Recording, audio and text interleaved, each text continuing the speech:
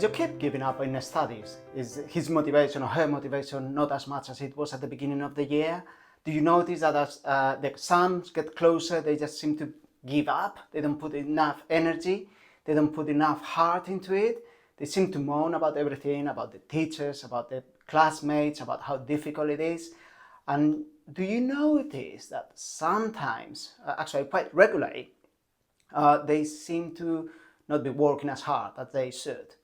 How frustrating is that? And when you ask them, they have all the excuses under the sun, but you just know there's something in you that you just know this is not right. They're not putting as much effort as they used to do. I remember very well this kid. He was a 14 years old kid, and his parents brought him to me because he was just not putting his effort, and the GCSEs were around the corner.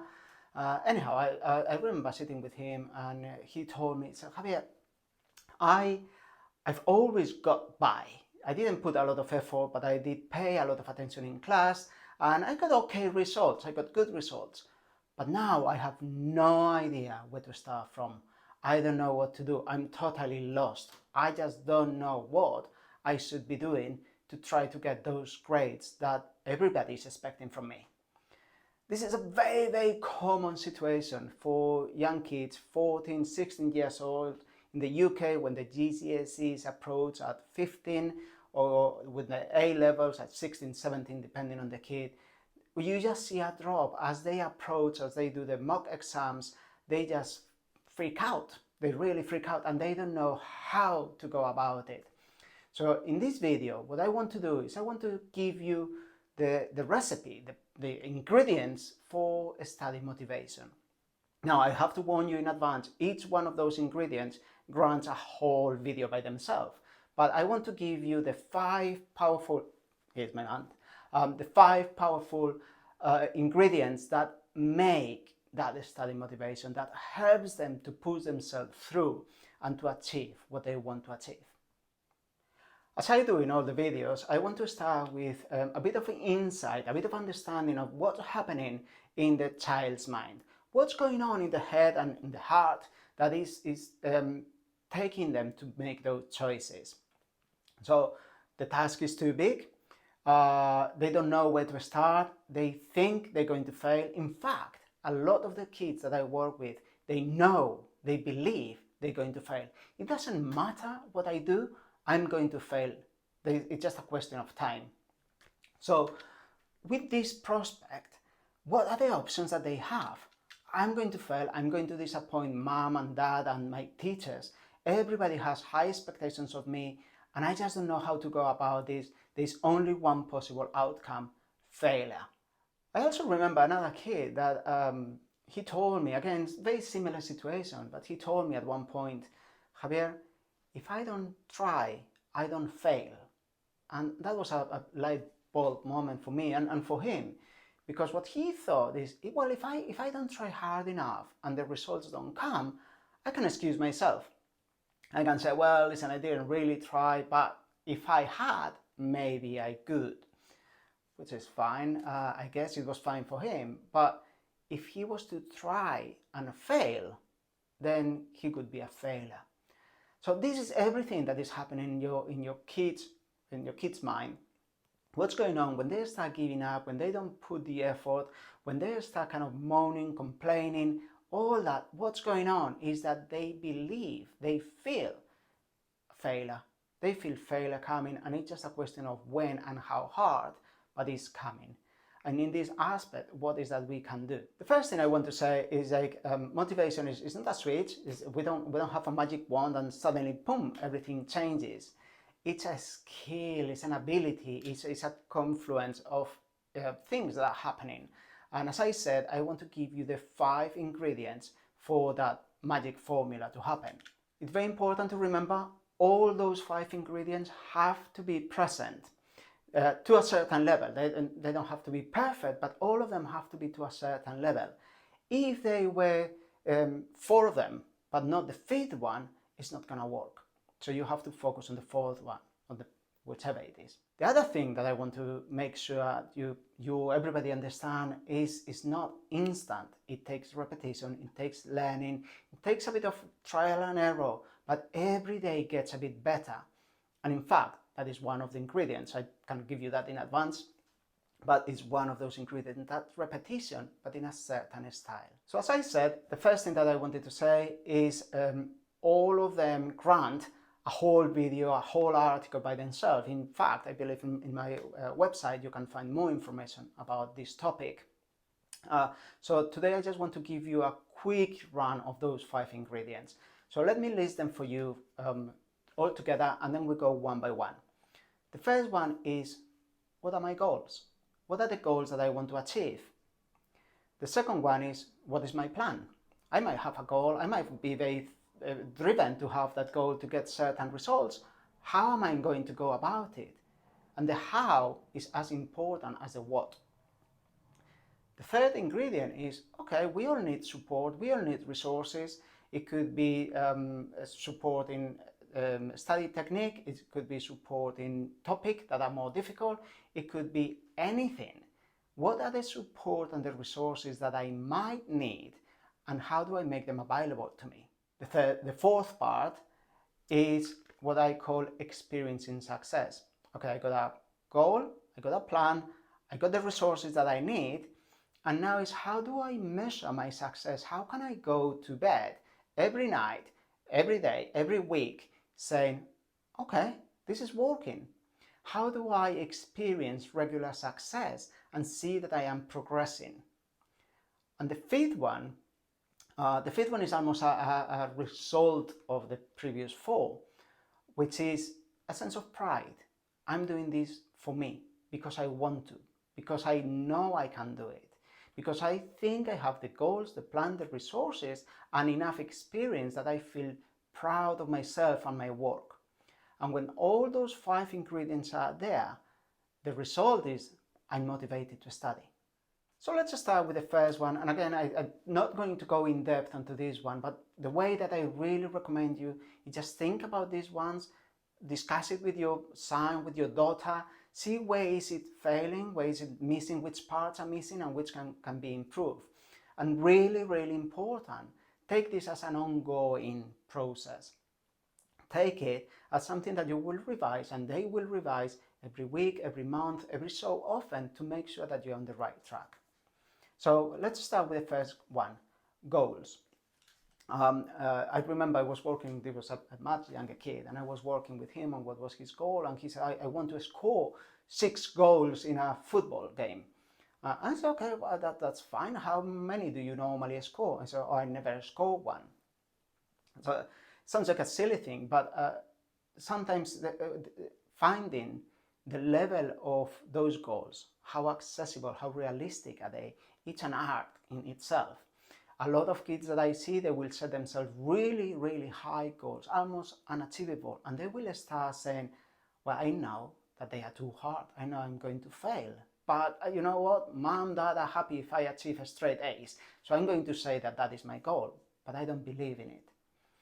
Other people set up goals that are too easy, yeah? And what happens is they just kind of say, well, I know I can do it, so why put the effort? So helping them set up goals is a life skill for a lot of us, but it's really, really important. And again, making sure that those goals are sustainable. Another part that is really important on goal setting is to have the different time frames. What is my goal for today? What is my goal for this week? What is my goal for this month? And what is my ultimate goal on the GCSE, the exams, whatever it is? As we set up goals at different time frames, we can assess progress. But what is really important is that we pay attention to the short-term goal, because the short-term goal builds into the medium-term goals, builds into the long-term goals. So the 2 things about goals, how realistic are they? And having that balance is critical, and having those 3 time frames in place, short, medium, long term. The second part, what we said, the second ingredient, is planning. Now, this sounds silly, but I can tell you how many young people I see day in, day out, they have not the foggiest idea how to plan themselves, how to organize themselves. They have no idea how to go about the planning. They just go into hours and hours and hours of revision, but they don't know what they need to achieve. They don't know where are they weaker, where are they stronger, where to put the energies. So having a plan is really important. How are they going to use the time? A lot of the things that I see is kids are using way too much time. They're spending a lot of hours revising the same things, but not enough on other subjects. They never content because they never know if they've done enough. So it becomes very frustrating. Have I done enough? Have I not done enough? Am I getting this right? So having a plan, helping them have a plan is critical. And unfortunately, this is something that, as far as I know, no school is teaching. And I think it's so fundamental for them to learn how to plan their revision schedule. Not the 2 weeks before the exam, but the 3 months, the 4 months, the 6 months. How do they get about planning? The side effect of this is that learning to plan is a lifetime skill. So it's not only for the exam, it's something that they will learn and thrive with in the rest of their lives. The third part of the magic formula is resources, support.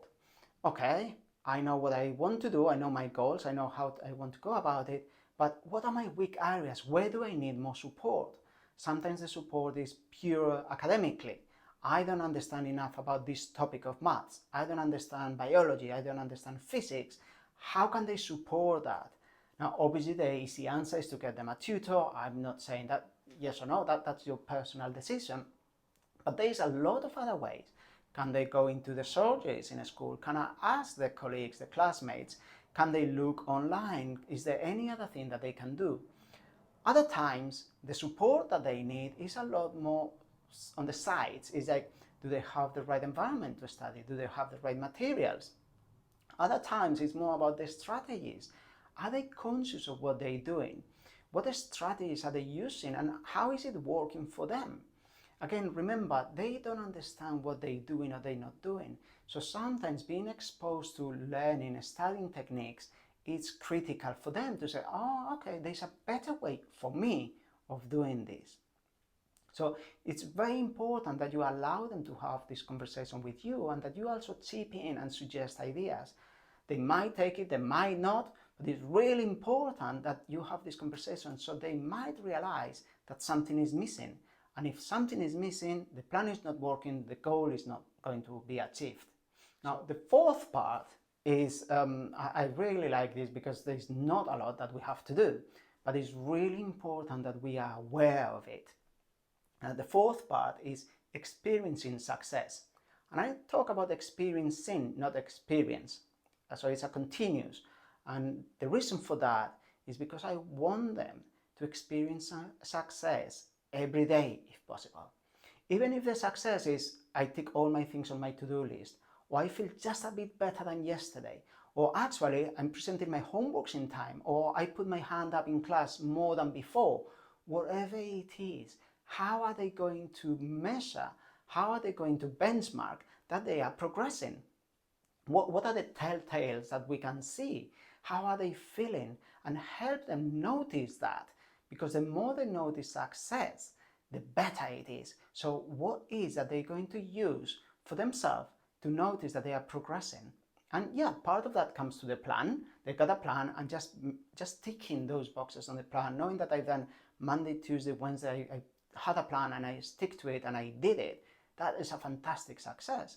Knowing that they are managing, they're in control of the workload is a fantastic success. Help them notice that success because that starts building confidence. And as I said, the last part of this is pride. Now, when I have a goal, when I have a plan, when I know I have the resources or I can find them, and when I'm noticing success, as I repeat and repeat and repeat this process, there's a sense of pride in me. There's a sense of, yes, I can do it. Yes, I want to do it. I have a chance. And that pride is what drives you forward. That pride, that inner pride is what can create that motivation. So what is that you can expect? This is a very theoretical approach that I'm giving you. You can expect people say, or students say, I don't need that much, I'm happy how it is. Sometimes, sometimes you're going to have to wait for them to fail before they decide to take on new challenges or new approaches. Sometimes they will ignore everything that you say, and you just say, okay, fine, listen, I'm going to share this with you just when you're ready, okay? The other part that is very, very important for you and for them to understand is that this is a learning process. This is an ability, a capability, and like any other capability, it takes a learning process. The more you plan, the better you get at it. The more that you think about your goals, the better you get about setting them in the right level. The more you think about resources, the more open-minded you are to take on new ideas. Yeah? The more that you experience success, the more confident you get. It is a learning process. Repetition is key. And that repetition brings that sense of achievement. That sense of achievement brings the pride. And that pride brings the motivation to study. And this is what I wanted to share with you. I've worked with loads and loads of students on the GCSEs, A-levels, and it's great to see them succeed. It's great to see that penny drop moment say, my goal is not realistic, is it? Or I don't have a plan, or I cannot organize myself, but now I know. And they have that sense of empowerment. So I wish you the best. As always, you can contact me, you can email, you can reach out through the website, through the email, as I said. And if you have any questions, we're more than happy to answer them. This is a very simple, I'd say, okay, simple yet a bit complex, but it's a very simple way of knowing the ingredients that drive motivation.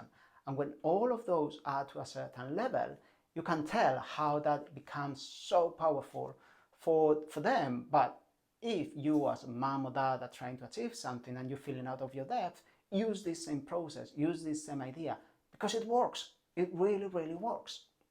So that's for me. I hope that you enjoyed it. It's something that is very, very close to my heart, and I really wanted to share with you.